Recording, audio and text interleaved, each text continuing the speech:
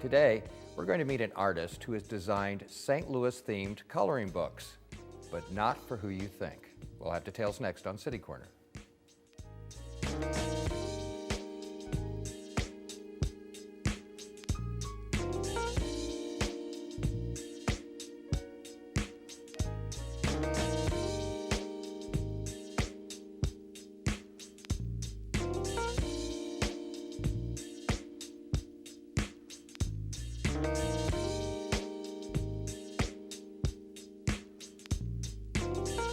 I'm Steve Potter, and welcome to City Corner. I'd like to introduce to you St. Louis artist Jo Ann Kargus. Hi, Jo Ann. Welcome to the program. Good morning. Thank you. And you have an interesting story to tell because, you have designed a couple of coloring books. You had one that came out, I don't know, was it a year or two ago? Yes. You have a new one. But the hook on this is these coloring books are for adults. Right. They're more complicated drawings. Generally, coloring books for children are very simple, but I'm an architectural illustrator, and I'm used to drawing very detailed drawings. So the subject matter of my books were architectural and landmarks, so I did my drawings very realistic and detailed. Well, I hate to admit this, but I don't think I've used a coloring book since, since Lyndon Johnson was president. So I've never heard of an adult coloring book before. Where did you get this idea? Well, it's a new trend, actually. I think, well, maybe it's a recurrence of a trend. Back in the 60s, apparently, there were a lot of coloring books geared, and then they For adults? Yes. Really? Yeah, I was told that by my publisher. But now they're popular again, and they seem to have a theme.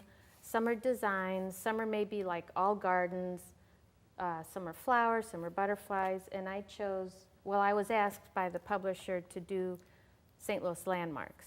Well, since you mentioned your publisher, let me give a shout out to Reedy Press, because they've been around for a long time, and I guess they specialize in doing books that are somehow connected to events or people or things in St. Louis, Right. which you are one of them. Now, a second ago, Jo Ann, you said you were an architectural Architectural illustrator? An architectural illustrated, so I've never heard that term before. Well, architects and developers need a rendering to take to a meeting to show the clients or the bank or the marketing company what the building will look like before it's built.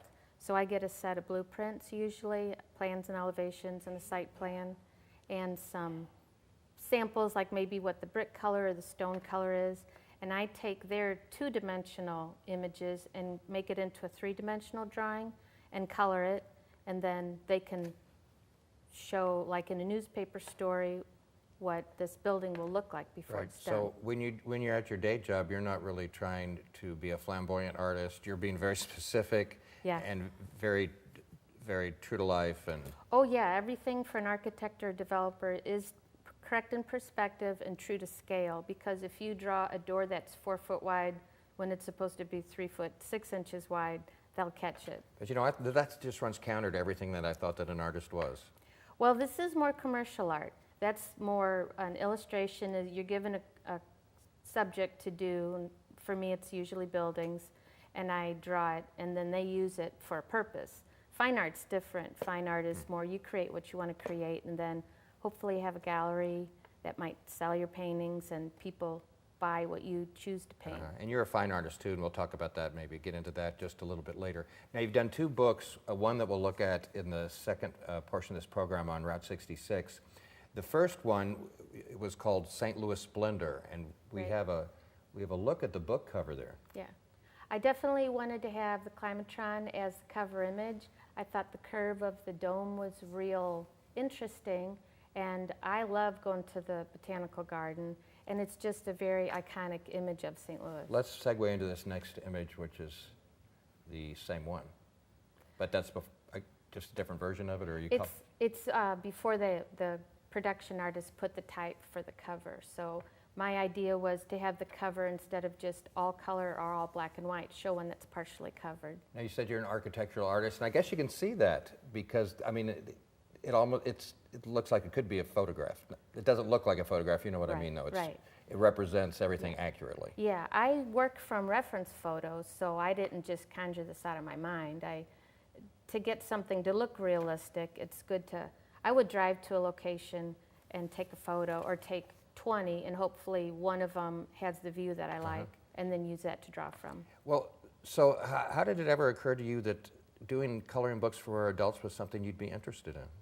Well, as soon as I saw coloring books were popular, and it was thankfully a woman in England started, I mean, her first couple of coloring books took off like crazy, and they were on the TV because they sold out so much on Amazon. And then I think other artists started to think, hey, I could do a coloring book too. And this book, your first one, St. Louis Splendor, which we just saw, that sold really well, didn't it? It sold out. The first printing sold out in 7 weeks, and it was released September 15th. So people were starting to be interested in Christmas shopping. So the publisher had a second printing, and that one almost sold out by Christmas. Let's take another look at one of the images from your book now, and let's just explain these coloring books is exactly what we say they are. They're books, and each page is something like this. Yeah, they're black and white line drawings, and it's on like a nice stock paper. For people that color, they appreciate having a good quality paper. And each page is perforated, so you have the option of leaving all your drawings in the book, or you can very carefully take it out, because some people do take them out and then put them in a frame. Of course, this is the Arch in downtown St. Louis. Let's go to the next one, which I think is the Missouri Botanical Garden. Right, this is in the Japanese garden, and when I go to the Botanical Garden, I always make sure I have time to walk around the Japanese garden. And there's that water feature that has that zigzaggy dock, and there's dogwoods blooming, and I changed some of the foliage, just keeping in mind what people would like to color, and maybe threw some flowers in where maybe they weren't really flowers. So how many images are in this book, Jo Ann? There's 50 black and white. And how did you decide what you were going to include? This is all about, things we'd recognize in the St. Louis metro area, and I don't know, you probably could have done a 1,000-page book. Right, that was the trouble. At first, when the owner of Reedy asked me would I do 50, I thought, oh, 50 sounds like a lot, but once I started coming up with a list of 50, I could have done several more, because I left out a lot of beautiful buildings. And so what do you recommend? How do people use your book? It kind of depends. If you don't want to color, you can just enjoy it as a book that is drawings of St. Louis areas. Some people have bought my book to give as a gift. Maybe family members have moved out of town. And one very sweet lady was in line at a book signing, and she said, honey, I don't color, but I'm going to send this book to my niece, and I'm going to write a little note on every page of every landmark that we visited. And remember when you were 5 and we went to the zoo, or remember when we saw the flowers at the garden. Jo Ann, we've got a couple of examples behind us. Would you kind of explain what those are? Okay. When I have a book event, a lot of people are interested in coloring tips. So I went ahead and prepared a couple of pages. And some of my tips, they're just very basic. And I want to make sure I get them. Some general principles are, in order to, and this is if you want to color realistically. There's a lot of coloring books that are just geometric shapes, but for some basic ideas is start light in the background and then work your way forward and have your colors get darker. Isn't that how like an artist would paint usually? Right. You do the background Generally, first. yeah. Well, yeah, that as well as the intensity of your color. Lighter colors, and you can achieve a lighter color by just a lighter pressure of a pencil on a board, or choosing a lighter color to start with. And then you can always layer over it, and it's easy to make a color darker, but it's harder to take a dark color lighter. Yeah. So my words of wisdom to these people that attend my events is start light and work your way darker. And another thing is the direction of your strokes can really help define the space. Like on the Botanical Garden with the walkway of that dock, the tops of the docks, I did long strokes to suggest that plane of the board is long. And then on the thickness of the board, which I wanted to be a little darker anyway, I did little short and dark brush strokes up and down. Why don't you explain about what we're looking at here on the table? Now, do we have options if we want to do these coloring books of the different types of things that we can use to do it with, different kinds of pencils, different kinds of markers? What are our options? Well, a lot of people just want to use color pencils, which is fine. But myself, I kind of like to lay down a marker color Now, first. wait a minute. What do you got against colored pencils, Joanne? Well, color pencils to me are more for accentuating color. I like the smoothness of a marker. But, you know, sometimes you buy a set of markers and all they have are the really bold, intense colors. So I would say go to a store like Art Mart where you can buy an individual marker, and it might cost a little more, but get a light color. Why don't you start, do you want to work on that while we're talking? Sure. We can kind of do that? Sure. Like, just as I talked about the direction of your strokes, I'm going to work on the area of the ground, and I'm going to color sideways, and that'll help make the ground lay down instead of up and down. And how talented, Joanne, do you have to be? You know, some people, you know, they can't draw, or maybe they're not experienced with art at all. How talented do you have to be to color? Oh, you don't have to be talented at all. It's supposed to relax you. It's supposed to make you enjoy what you do. I think just like I said, go slow. Don't feel like you have to color the whole page in one day. And just work on an area at a time. Has it been a hard sell? I mean, when you talk to people, does anybody ever tell you, well, I'm not a kid. I'm too old to do that. Well, the funny thing is usually when people say adult coloring book, they think it's something else. They think it's like some real racy, you know. And so one of the funny people said, "Oh, it's the G-rated adult coloring book." And like, yeah, my drawings are all very safe, you know, nothing unusual. But so how long? You're a professional though. So if you were to do one of these pages from start to end, how long do you think it would take you? Oh, a couple hours. I would, but I tend to color slowly, and I build up my colors slowly, going from light to dark. So I would lay a color down, and it's always good to put your marker color down first, and then accent with your color pencil over it. What's this that we have here? It helps me when I'm working with, and I have several of those. Actually, from these just color examples? Or? Yeah, when I buy a marker, I go to the store, and this is a good tip for anyone. Check your color on a piece of paper, take the lid off, give it a little, you know, and I write what number it is, and then I can compare them to each other. So I identify, like I know I want a certain shade of gray, but I wanted a warmer gray instead of a cooler gray. Let's take a look at some more images before our break out of your book, St. Louis Splendor. And this next one, I think, is the Kirkwood train station. Right, the Kirkwood train station. That's one of the iconic scenes in St. Louis. And actually, I understand you're a train fan. I'm a train fan. My husband and I are model railroaders, and I just love. And my studio actually was across the street from the Kirkwood train station and the second floor of the Bug Store for many, many years. Wow. And the Bug Store sells my books also, so. Well, there's a tie-in there. Yeah, there's a good So you love trains. I also know you love motorcycles, but we're going to get into that in the second segment here. Our guest is Jo Ann Kargus, and she has, I was going to say authored coloring books. Is that the right way to put it?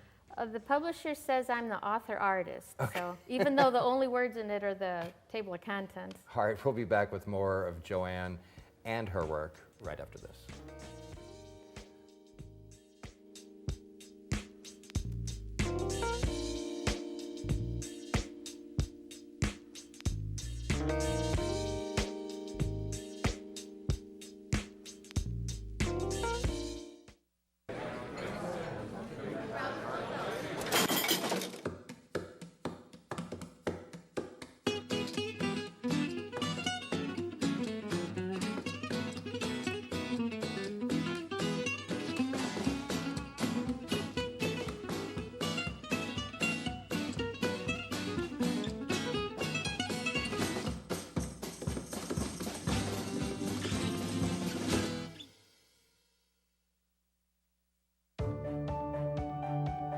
Welcome, innovators, dreamers, pioneers of the 21st century.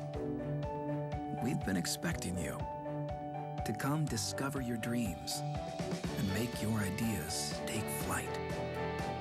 Just like so many explorers that came before you. Welcome to the hub of opportunity. Welcome to St. Louis. Always exploring.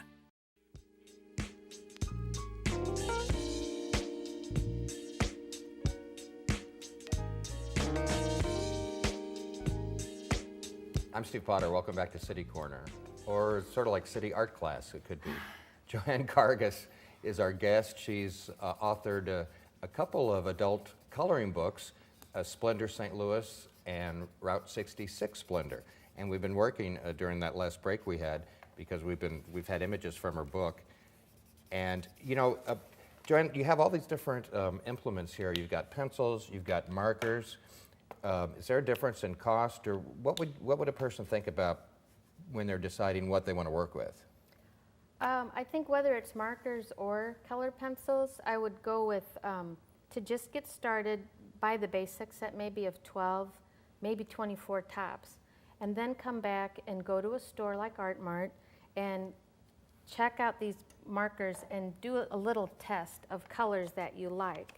And the colors I would suggest you buy individually are the lighter colors, like some extra light grays, some tans and maybe a medium brown, and some light blues, so you can do a nice soft sky, nice greens. Now, for a profession, you explained earlier that you're an architectural Illustrator.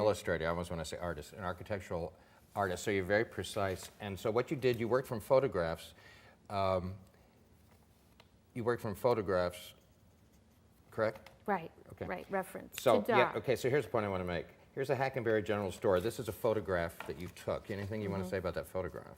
Well, obviously the building is much larger. My challenge in both of my books was to always work to a vertical format, so I could only do a portion of the store, and this place in Arizona has been photographed thousands of times.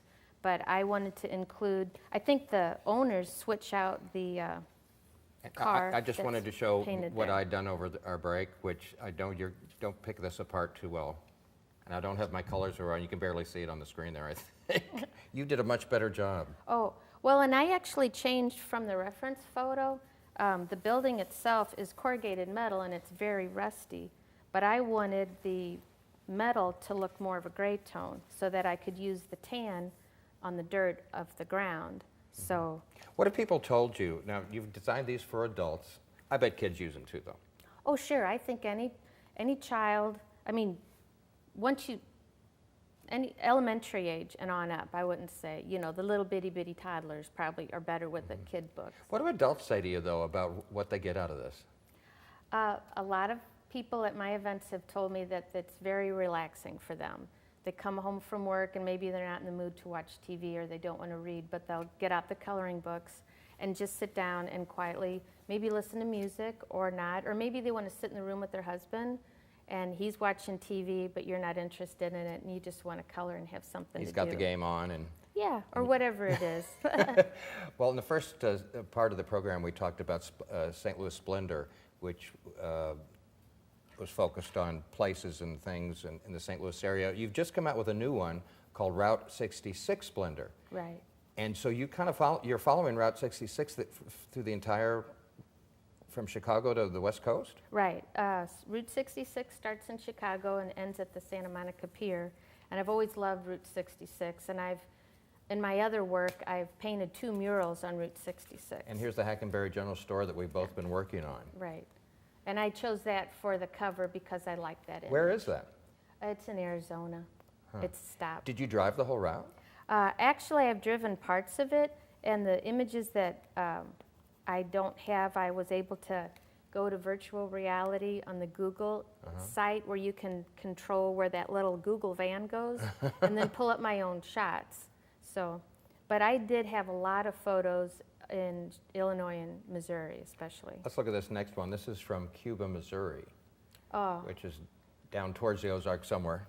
Cuba, Missouri is actually, the Wagon Wheel Motel is a very iconic little motel that's been in existence. Can you see it from Highway 44? No, it's Highway 44 is the new road. Route Right, 66 right. is the but, old but one. 66 runs alongside of it, some places, In doesn't some it? places, Yeah. right. But closer to Cuba, it actually goes through the town. And on the bottom, I drew the mural that I helped paint outside. It's an outside mural. It's just a big concrete block wall, but it's painted to look three-dimensional. And that's the Al West mural. He was the first mayor of Cuba. Huh. Do you ever hear from people that have bought your book, I mean, people you don't know, do they ever write you letters or contact you, and do they have stories about? Yes, yeah, it's Share very some of that. nice. It's very nice. I did get a letter. It was sent to the publisher. It was a nice man who had bought the St. Louis book, and he said, next time you do St. Louis, you have to draw the Clydesdales. And I thought, well, of course I have to draw the Clydesdales. You know, I did on the Anheuser-Busch campus, I just did a building, but I thought, actually, I love the Clydesdales, so. Let's look at another image from your Route 66 Splendor book, and this is something governmental. My book is divided from east to west, and in front of each group of drawings is the state that it represents. So I'll always have the shape of the state, a vintage postcard, and then the highway sign, and then little bitty landmarks along the way, and that becomes like the head page for the next, 4 or 5 drawings that are from that state. You know what I really think is neat about both your books is they're not just coloring. It's not like you're opening a book and like coloring in a tree or a bowl of fruit, but the things that you've chosen to focus on are they mean things to people. They're sort of iconic landmarks. Right, right. And I did, part of my research, since I hadn't, I wasn't concerned with whether a place was still open or not on Route 66, because there's so many beautiful old signs. Maybe businesses, unfortunately, have gone out of business, but the shape of the building is still there, or an old sign, and I like just pulling it all together. But when you're not doing your architecture work and this sort of thing, what kind of fine art are you interested in? What do you do? I do portraits. I have a website. It's joannkargus.com, and on my portfolio section, it's divided into the different styles of artwork, and one is portraits, so pet portraits, drawings of people's homes. I also do motorcycle portraits for bikers. People can't see your boots, I guess, here, but I kind of thought your boots sort of got the motorcycle feel going on. So Yeah. Are you a big cyclist? My husband and I did have a motorcycle for many years, and right now I have a lot of friends, and I was just in the Cycle Showcase exhibit. Well, we share that interest. You Yeah. probably didn't know that. No, I didn't. Now, I'm a sports bike guy, so you probably make fun of us, right? No, I think Come on. anything on 2 wheels is good. Keep the rubber on the road and the shiny side up. Well, I had a Ninja. I have a Kawasaki Z750 now. If you know what that Wow. is. Yeah. So what kind of bikes? You probably had the Harley things, right? Well, most people, I've done some nice portraits for people even in the antique motorcycle group of St. Louis. So like really old, rusty Harley Davidsons, or really old, whether they're restored and they're shiny or they're old and they're rusty, I just like both. I like paint and metal and shininess, or rusty and Indians. They have an antique motorcycle group? Yes, yeah. They're beautiful. There's a lot of people, whether they ride them or not, a lot of people have restored them and they do ride them. But, a gentleman I know was in the Cannonball run that went from across the country, and I think all the motorcycles were 1926 or older. I bet it just occurred to me, I bet there are a lot of motorcyclists that like to retrace Route 66. I'm sure they do. Yes, absolutely. And I've friended a lot of people on Facebook, and they drive the route, whether they're in an old-time car, and they park their car in front of each of these landmarks, and they take a picture and they document their trip. Or people do it whether they're on a motorcycle, or maybe people come from Europe and they rent a car or Yes. a motorcycle, and then they're documenting their trip the whole way. And they park whatever they've driven in front of the sign. Was it a big was it a big deal for you to narrow down what you're going to put in the book? I mean, did you have 1,000 things, and did you narrow it down slowly, or how did you approach that? I built my list state by state. I knew specifically a few that I wanted to have included. What's this one? This is the blue whale in Oklahoma. Now I don't know anything about that, but people that are familiar with Route 66 would know this. Yes. Tell me about it. It's, I think it was like a little mom and pop picnic area, and there's a lake, and there's the shape of a whale, and the little gangplank, you can walk through its mouth, and people would go there to have a picnic, and kids would swim in the lake, and go down the slide. We've got a couple more to look at. Let's do that. This next one is something called the Cadillac Ranch in Texas. Right, and this is very famous. This is the Cadillacs that are buried halfway in the ground, and they're all in a row, and people stop and maybe stand by them and get their picture taken. But graffiti is allowed on it, and that's what's interesting about this. They constantly change because people bring paint or spray cans and they'll tag it and, you know, leave their name on it, and then... But tell me the truth, Jo Ann, didn't you do that? I I mean, didn't you do a little graffiti yourself? Yeah, if you look closely, you could see a few names on that page. Didn't you put your family names that'll on there or something? Yeah, my husband and my boys and I. And this last one has something to do with New Mexico. Which one? It'll come up. There it is. Oh, yeah.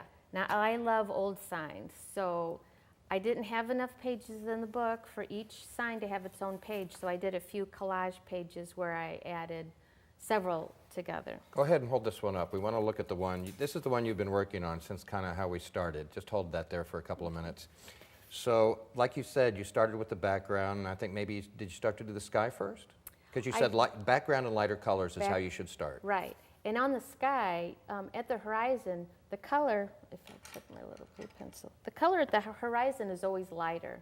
So I would say use your lightest blue at the bottom. Well, you see, and I'm an then get amateur. I darker didn't do that. I as you went go up. heavy blue all the way down to the trees. Well, that's fine. I mean, it's meant to be fun and relaxing, but if you go outside and look outside, the horizon usually is always lighter, and the color intensifies as you go up. So, you know, you can do your darker blue, and that kind of gives a sense of space, top to bottom. Do you give less, like say I'm an adult and I got an adult coloring book and I don't, well, obviously I don't know what I'm doing.